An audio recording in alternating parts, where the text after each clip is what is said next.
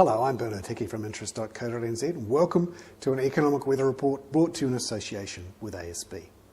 Today I want to have a look at two charts on the labour market, and in particular what's happening with the labour costs for businesses and also the difference in wage growth between the public sector and the private sector.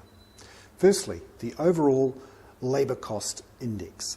This tells you how expensive it is for businesses and governments and various employers around the country to employ people and how fast those labour costs are growing. So it includes all sorts of things: wages, salaries, overtime, all sorts of labour costs, insurance, various bits and pieces. This shows that for basically the last 6 or 7 years, those labour costs have been rising from around about 2% growth per year to around about 4% right at the beginning of 2008.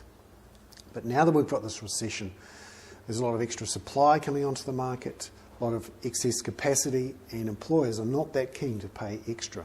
So we've seen a real slowdown in labour cost growth from almost 4% to under 3% in June. One to watch for employers.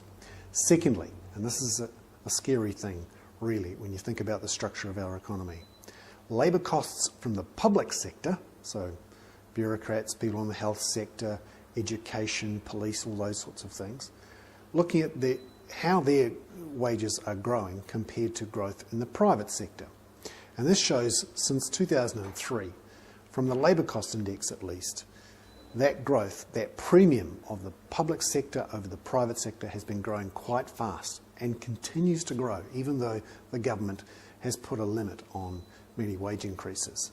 Mainly because the limit on wage increases in the public sector is not quite as tough as that in the private sector. So the growth and the gap is growing.